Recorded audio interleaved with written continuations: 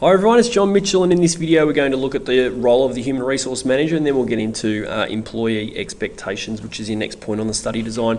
So first of all, if we think back to the last video where we looked at what human resource management is and it's managing the relationship between the organisation and the employees, then that's obviously the role of the HR manager, is to oversee that. But here are just some of the different types of roles that they could be involved in. So human resource planning, having the correct number of employees and the right type of employees at the right place at the right time. Recruitment and selection, so being able to attract potential employees and selecting the best ones that will help meet the organisation's objectives. Training those employees, developing their careers, to improve their skills and knowledge. Retention and maintenance, once you've got good employees into the organisation through recruitment and selection processes, then it's another thing to actually maintain them and actually keep them within the organisation, so keeping them motivated so that they're happy to work there and don't go and work somewhere else. Performance management, reviewing employee performance. Termination management, so managing the final stage of the employment cycle, which we'll get into later on. We'll get into all these things later on. But if you've got a lot of people retiring at one time, it's being able to manage that effectively if you're going through retrenchment, anything like that.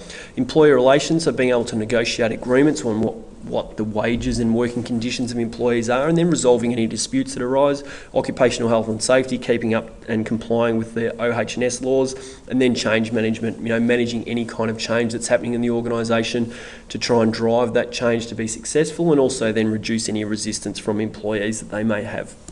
So just a job advertisement. So this is a HR manager that was found on seek.com.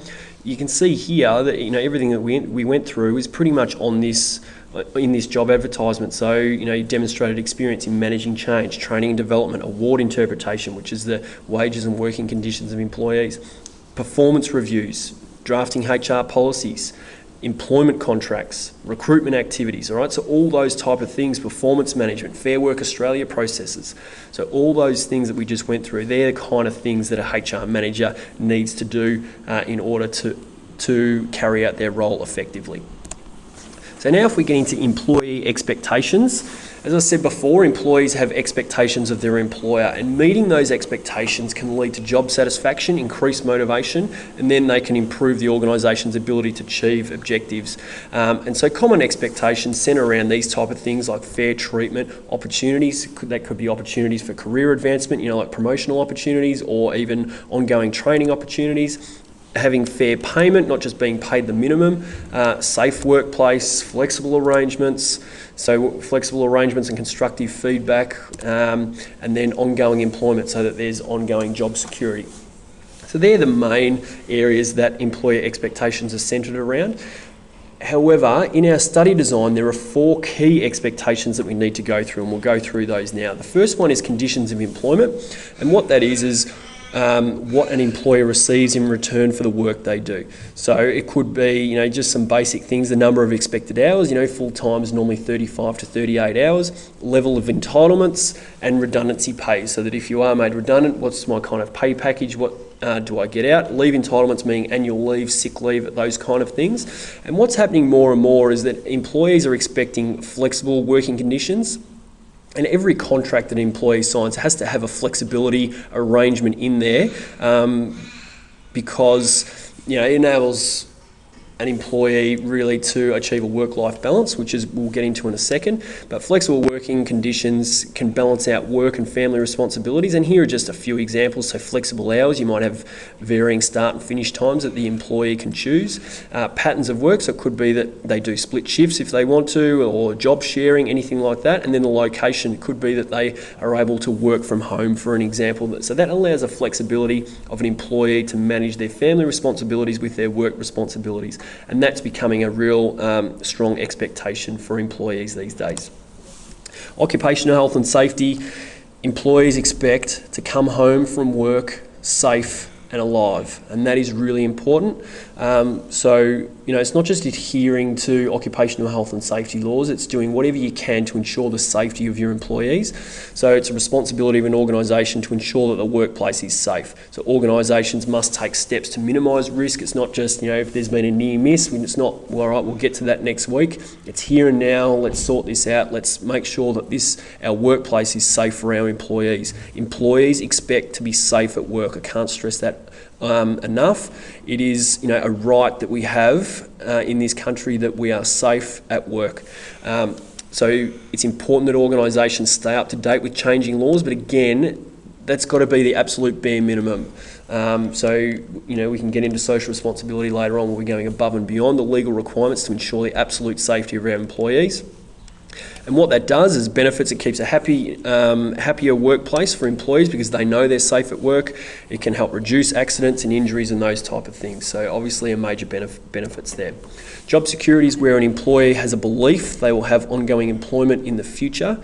So if people don't feel secure in their job, it can cause loss of productivity, increased staff turnover, and some ways that we can improve job security is that you can implement longer term contracts. You can provide training. Now that providing training doesn't guarantee an employee's long-term job security. However, if an organisation is going to invest money into training an employee, then they're more likely to want a return on that investment.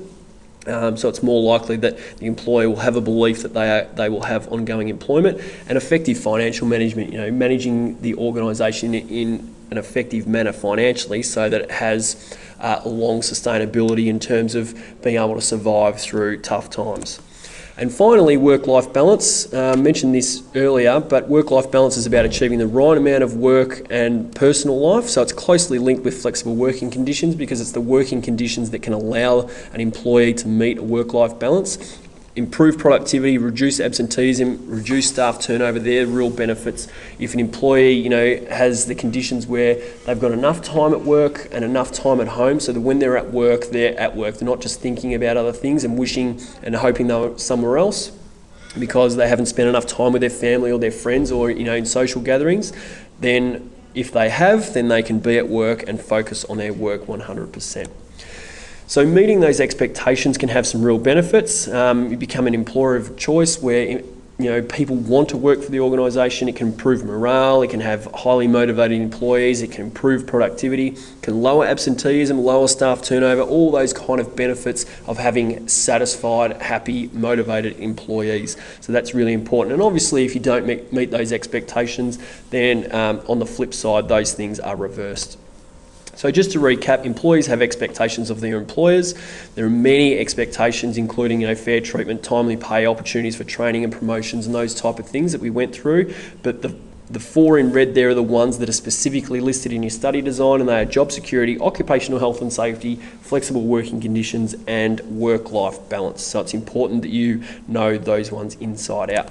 So for questions, activities, and more, then always come on over to teachingbubble.com.